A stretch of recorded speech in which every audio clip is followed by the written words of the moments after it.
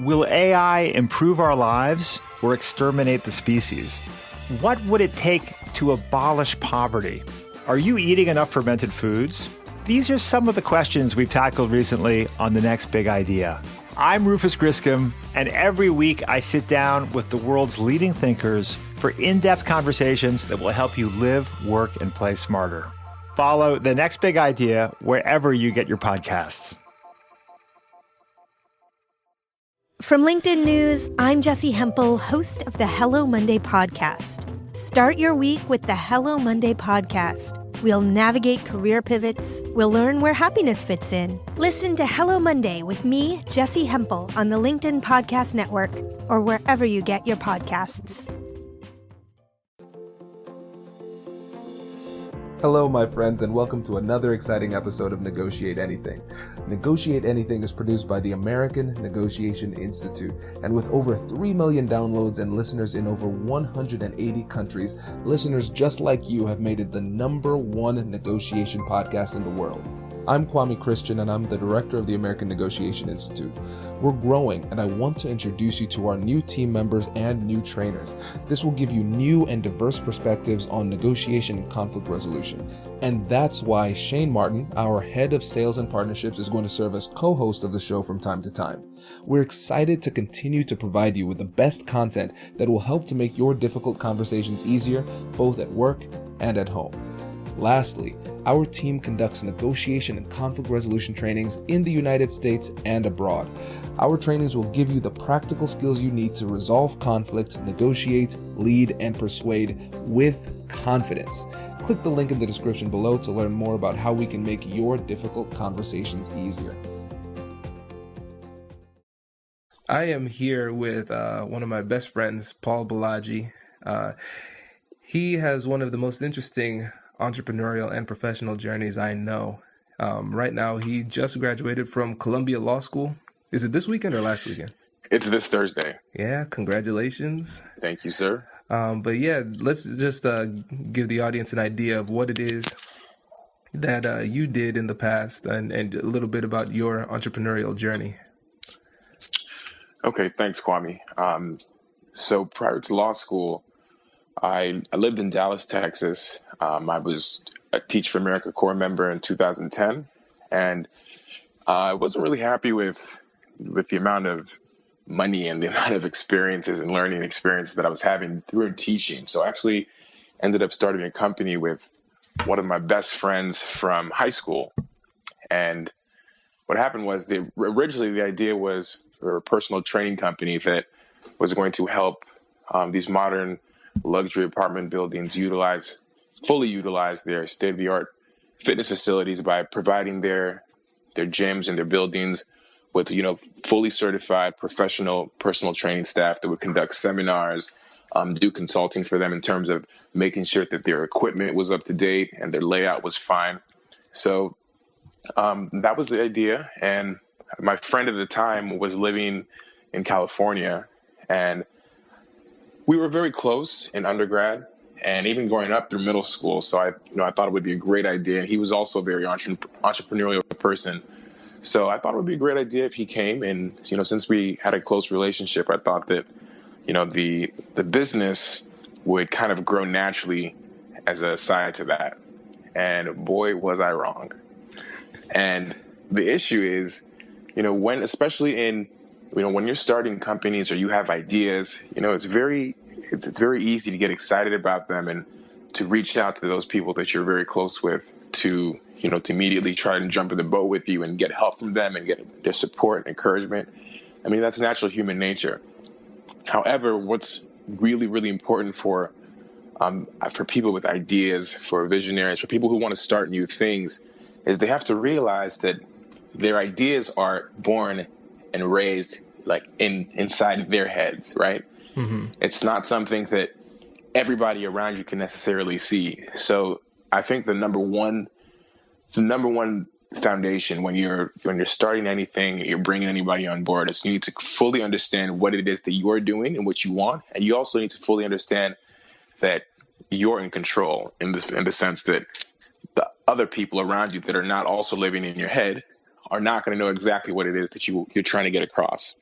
So to speak a little bit about that experience, what had happened was we got together, we built our business plan, we made our sales pitches, and slowly but surely we started getting business. One by one, we started signing contracts with some of the biggest apartment community managers in Dallas, Texas.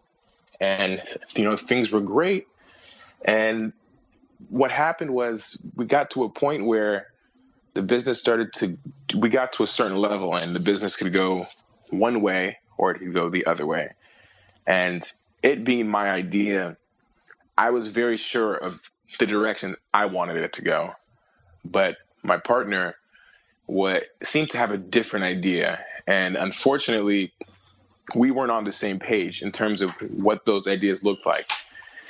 And because of that, I think that there was a lot of dissonance in our communication and our understanding of the business. So what ended up happening was we got into a situation where we couldn't move forward together because we were going in different ways. As a entrepreneur, you have to realize companies are like cars. There's one driver's seat. There's one driving wheel. And normally cars are driven best with one person, right? Mm-hmm. You can have co-pilots, you can have navigation assistants, but there can only be one hand on the wheel.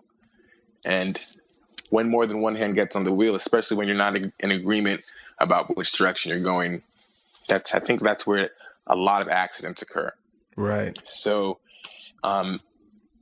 basically, our relationship got to a point where it just couldn't function. And it was difficult because of our friendship.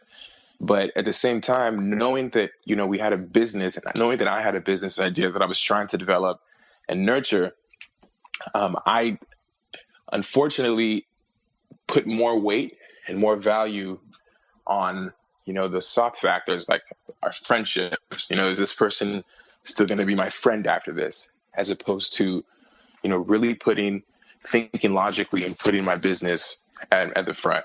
And I think that one of the most important lessons that I learned is when you're working with somebody, when you're managing your relationships with people that you're going to call your partners, like I said, you need to be 100% certain that you're on the same page, but you also need to make sure that they're certain that you are the driver. That's a great point. Let me ask you this question. Were you 50-50 owners and 50-50 with decision making? Great question. And this kind of ties back to the initial problem, is because even though I knew that, this was my idea and I had laid the groundwork, I, for the most part, put the plan together myself. I had the vision. In order for me to really make my friend feel like he was going to have it was making sure this opportunity was going to be worthwhile for him. We did end up going 50-50 because he moved out from California to Dallas. And it seemed like the right thing to do, mainly because he was my friend. Mm-hmm. And in hindsight, that was, I think, the single biggest mistake that I made from a legal perspective, from a business perspective. You have to maintain control. You can't, and if you're not going to maintain control, you can't give it up that early. I gave it up before he even moved. I put a contract together, and that was part of the terms, was that it was going to be a 50-50 partnership. And even though we didn't really negotiate. And that's another thing that I've learned, I think is very important for young entrepreneurs, is everything is negotiable. Mm-hmm. There is nothing that is ever set in stone. And even when you're dealing with consumers, when you're dealing with partners, when you're dealing with other businesses, everything is negotiable. And everything, there's something to be said about intangible things such as goodwill, and quote unquote stacking up favors and putting that stuff in the bank. But from a business perspective, everything is negotiable, and it needs to be in dollars and cents. It can't be in feelings. Let me ask you about the internal negotiations you've had with that business and the external negotiations you had with the managers at the different apartment complexes and how that went. So with the internal negotiations, what do you think you would do differently this time? Just a little bit more specific when it comes to before, when you're dividing the equity of the company and decision-making processes, and later on when you ran into those inevitable disagreements, how you would go about negotiating with the partner to make sure you're on the same page going forward. Okay.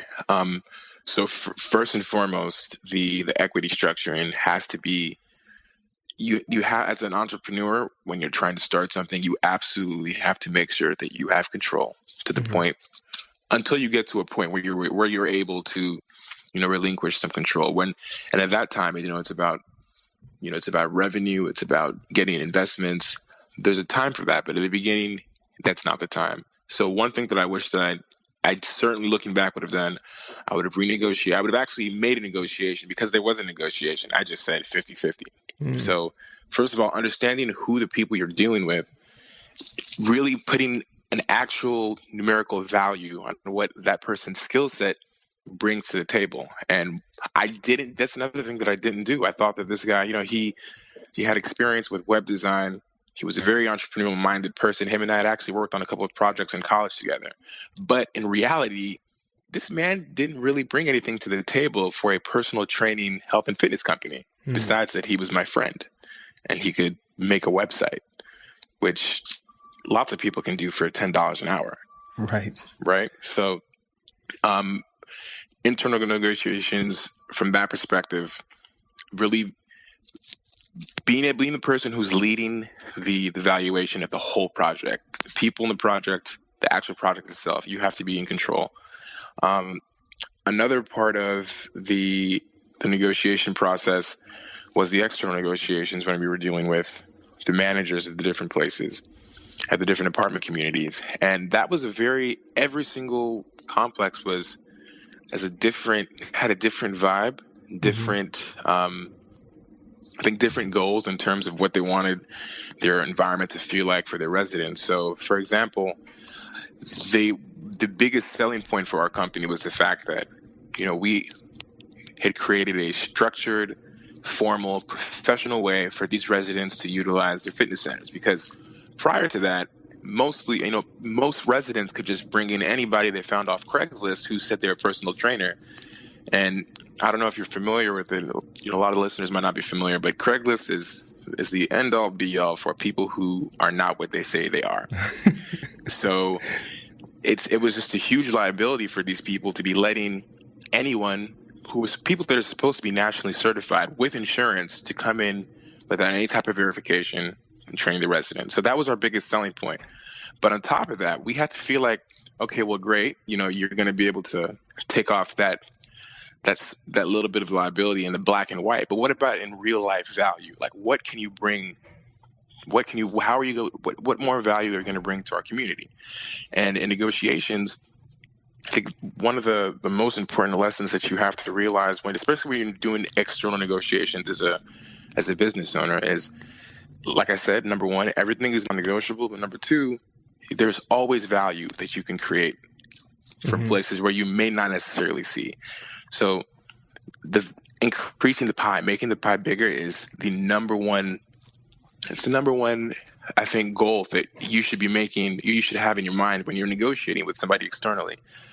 For example, there was an apartment community who had a very nice gym, but in addition to the fact that, they were willing to, happy to have this formalized structure of trainers in their gym, it was just completely a mess. And there was, they had a Smith machine directly against the wall, which made no sense.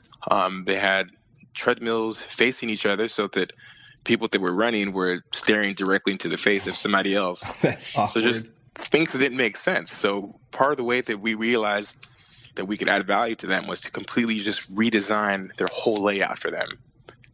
So after we did that, they realized that the gym felt much more professional and made more sense, but they still weren't completely the value that the additional value that we could bring to them as a community. So we ended up going back to the drawing board and realized that another thing we could do would be to offer water bottles and towel service. So we got about a six by six shelf, and we put promotional materials on it. But we also, 2 times a week would deliver fresh gym towels and bottles of water with different sponsors from the community, different nutrition companies that were happy to do that. So we got from a place where people didn't understand, even though our bottom line wasn't, as a company wasn't, we're going to design and help you with floor plans and do consulting. We ended up realizing that was an additional way that we could create value for a client. Does your company invest in professional development training? If you believe that your team would benefit from a negotiation workshop, all you need to do is go to our website, fill out the workshop request form, and then we'll set up a time to chat. These workshops are completely customizable, and we've done them all around the country. Negotiation and conflict resolution skills are beneficial across all professions, but they're especially useful in procurement, purchasing, sales, sourcing, and contract management. Our calendar is filling up quickly, and we even have some workshops scheduled for next year. If you think you might want one, I'd suggest reaching out soon so you don't miss out. Check out the link in the description to learn more. And now, back to the show. Raise the rudders! Raise the sails! Raise the sails! Captain, an unidentified ship is approaching. Over. Roger. Wait, is that an enterprise sales solution? Reach sales professionals, not professional sailors. With LinkedIn ads, you can target the right people by industry, job title, and more. We'll even give you a $100 credit on your next campaign. Get started today at linkedin.com/marketer. Terms and conditions apply.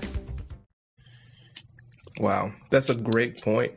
And I think that one of the most valuable skills for entrepreneurs as negotiators is the ability to be creative. A lot of times we get ourselves in this, we have this very myopic perspective, a very narrow-minded view on what it is we can offer as far as our services. We say we offer set services for a set cost, and we don't really waver on that. But you were able to find a way to kind of expand your scope of services in a way that catered to the specific needs of your customers, and that's a brilliant example. Right. With those additions to the service model, were you able to charge them more as a result? So that's the thing, even though we weren't able to specifically charge them more, mainly because we didn't, we were kind of putting this together as we were going. And we didn't realize that, this is another thing that we could charge extra for. So at the time, we weren't able to monetize that with that specific client. However, when we started going into the new apartment communities, that was something else that we brought to the table. And at that time, we had realized, okay, this is something that we could actually charge people for, and we could actually make more money from. Mm-hmm. So even though it didn't help us with that specific deal, it helped us moving forward, and it actually came in handy. Right. So I want to shift the conversation a little bit to your personal professional shift from the personal trainer, the person actually delivering the services, to the owner and manager, because you were able to get to a point where you had independent contractors working for you, right? Right. Yeah. Okay. Yeah. So first, it really just started with me going into places and, asking them to drop off materials. And I was doing the bulk of the training. But as we grew, my time was limited, and I realized, I was able to actually get help to do what we were doing. So running a service-based company is very difficult, I learned. It's not a type of, I guess it applies to goods as well, but when you're paying somebody, when you're essentially acting as a broker or as an agent for services or goods, there's always a possibility of being sidestepped. And my biggest concern was that, I have 20 to 30 clients, people that are looking for trainers, and, going into it, I knew that, the market in Dallas, Texas, personal trainers are starting to get paid, I think, between $14 and $18 an hour. So in trying to make sure that I was going to get quality people, we set our starting wage at $20 an hour to make sure that we were going to be able to effectively get the most talented trainers, the people that were the most trustworthy, the most professional people out there. But that didn't change the fact that if you realize that, okay, Mr. Paul is paying me $20 an hour and he's charging Mr. Johnson $60 an hour for a session, why can't I just get cash from Mr. Johnson and cut Paul out? Paul's not going to be watching me all the time.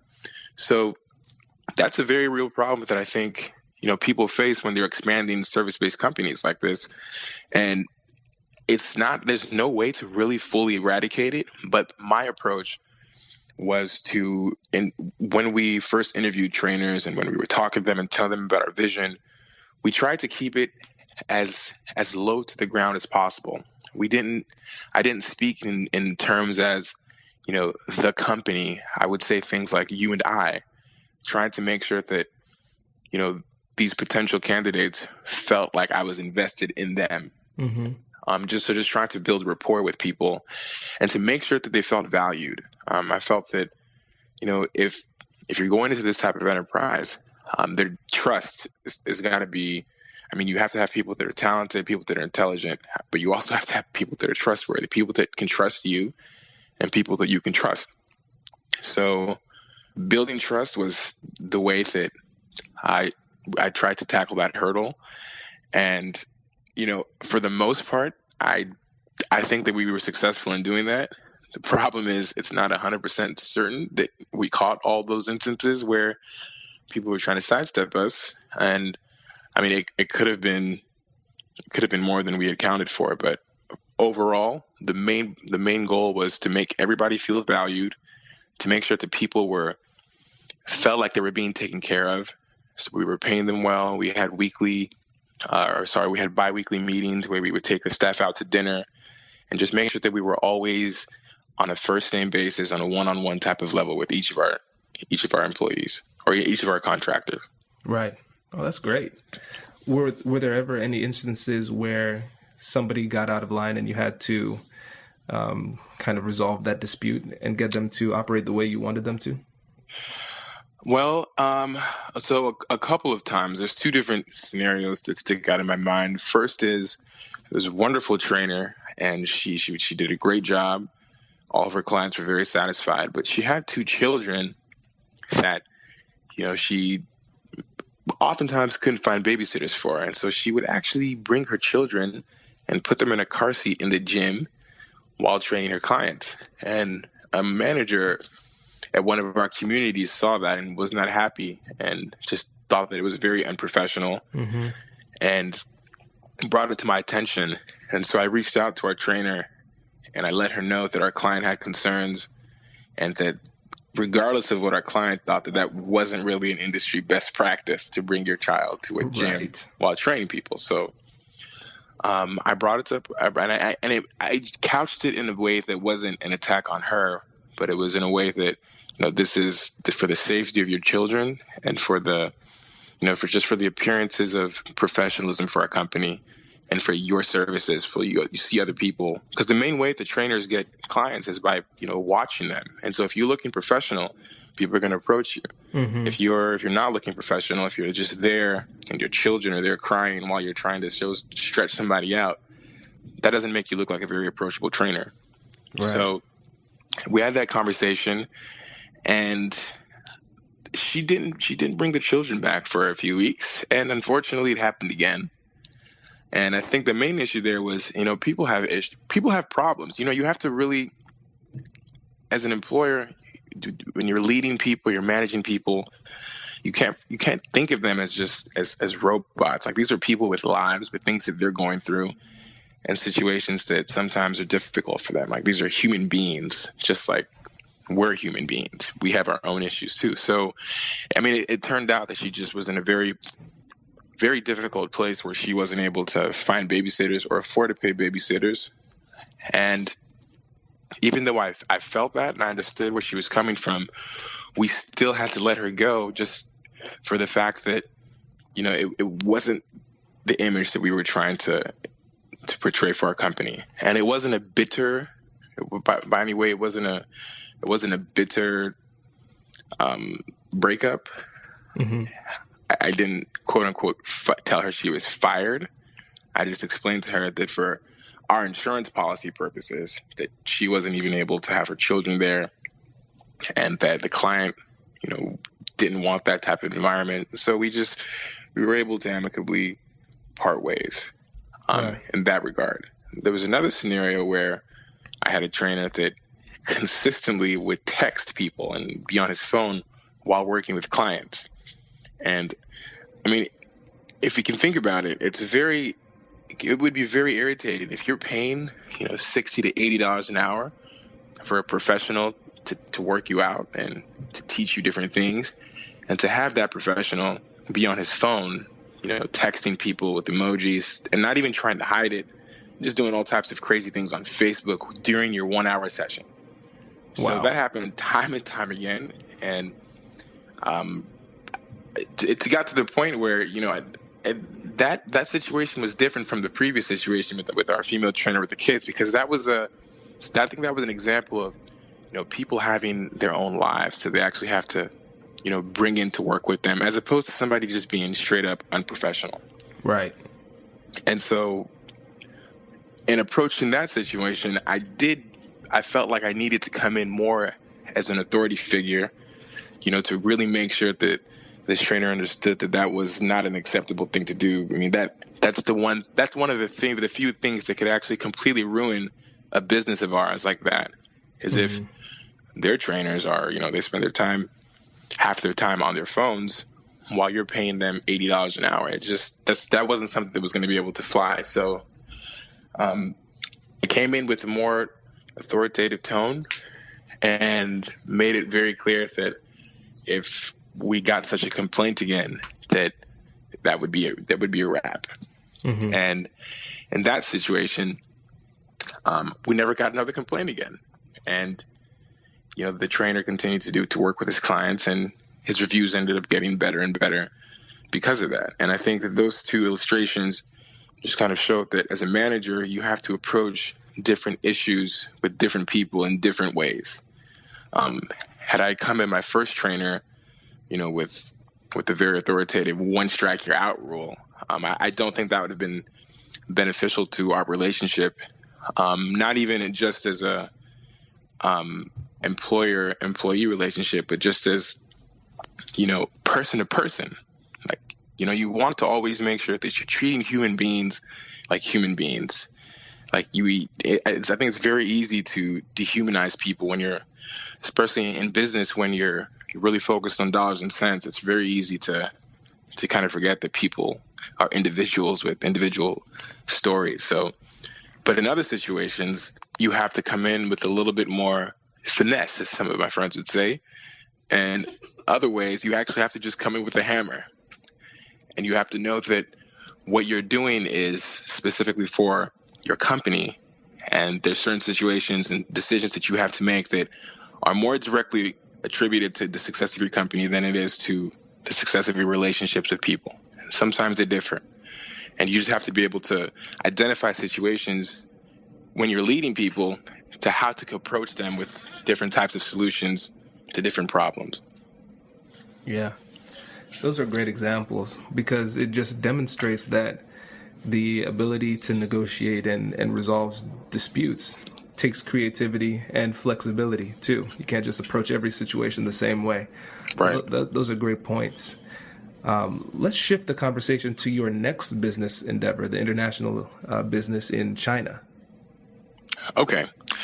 Right. So, essentially, after this personal training company, my partner actually, who had moved to California to Texas, put me in touch with a friend of his who was actually an educator in California that was doing some work in China with this preparatory high school that's kind of specialized in preparing Chinese students to come to American universities. So at the time, I was a high school teacher. I was with Teach for America. I was just finishing up.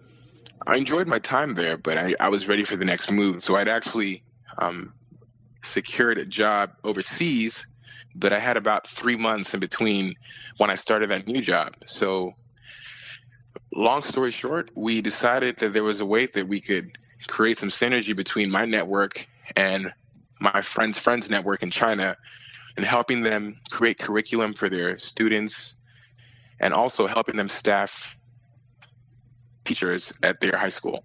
So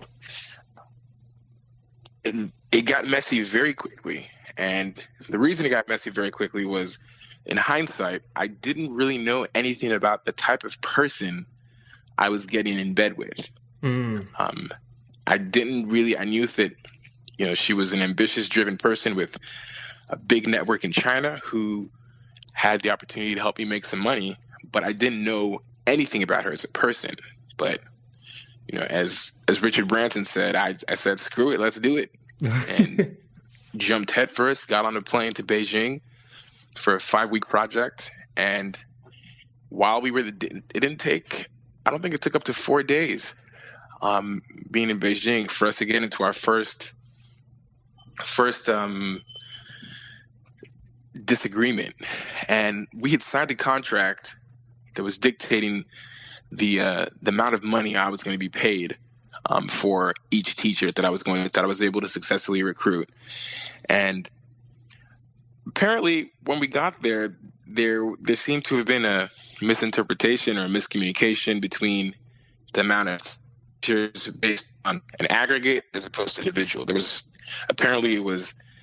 other party was telling me that the numbers that we were supposed to be getting paid were based on if we were able to get a minimum amount in different brackets. Like if we got 5, then we get paid at a certain level. If we got 10, we got paid at a certain level. But that was never discussed in real life at all. It was just a simple, you get X amount of dollars for X amount of staff. So getting there, I had zero power. And it was a horrible place to be in terms of a negotiation, because I was in Beijing, China. I didn't know anyone. I wasn't familiar with the culture. I was living at an accommodation that my business partner had provided for me. She was essentially feeding me. She had secured my apartment that I was staying at, and I was going to be there at her mercy for the next 5 weeks. Oh, wow. So I had zero bargaining power. The teachers I had already brought were already there. So it wasn't like I was able to, renege on my part of the deal and say, okay, well, I'm not gonna bring teachers at this rate, because we were all already there. So I think from a negotiation standpoint, that way, you couldn't be in a worse position. In a situation like that, where you have essentially no bargaining power or tools in your favor, and in a situation where you're completely at the mercy of the other party, what I realized, the only option that I had was to kind of reframe the whole negotiation paradigm. And I had to shift the focus of the situation that I was in right then and how we were negotiating and dealing, and to move it into a future negotiation. So basically, I told this person, I said, listen, this is what's happening now. You got me here now, great, for these 3 months, and you can go ahead and you can continue to, rewrite the terms of the contract that you had signed already under whatever pretenses you have, and realize that this, not only is this relationship between you and me completely over when this 2 months is over, but in the future, there will never be any opportunity for us to work again. And because the international education network is so small, I will make sure that people know that this is how you operate, right? So I completely shifted the focus of, her thinking that this was going to be a one-off transaction where she was going to be able to pull a fast one on me, and kind of walk her back down into a role with integrity, knowing that if you treat me well now, we have greater potential to work together to make more money and to establish a more structured long-term program in the future. And that was the only way I was able to get any type of, I don't want to call it necessarily leverage, because at that point, I really had no leverage, but I was able to reframe the whole perspective from changing it from what was a summer project to creating a company out of it. Something that we could continue to benefit from the other. So that alone helped us to fix the deficiencies in our current situation, and also pave the way for our future dealings. And even though it sounds a little difficult, because you've been given fair warning that the person you're dealing with can be shady, to put it nicely. At the same time, you're prepared now. So, before I sent any of my teachers to her, I was getting my money up front. I knew that going forward.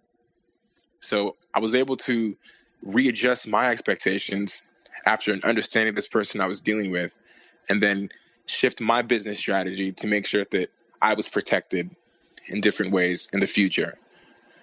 So that was an experience that I think could have ended horribly if I had just looked at it in a very kind of narrow, linear way, as opposed to trying to expand the pie and create more value, or the opportunity, at least the appearance of more value for the person that you're dealing with. Right. So just to clarify, after you reframed the negotiation, were you able to get the terms to the status you thought they were in originally? I did. Okay. Wow. And that was, like I said, that was the only way I think that could have happened, because otherwise I was completely at this person's mercy in a foreign country with people that weren't necessarily very friendly to people like me.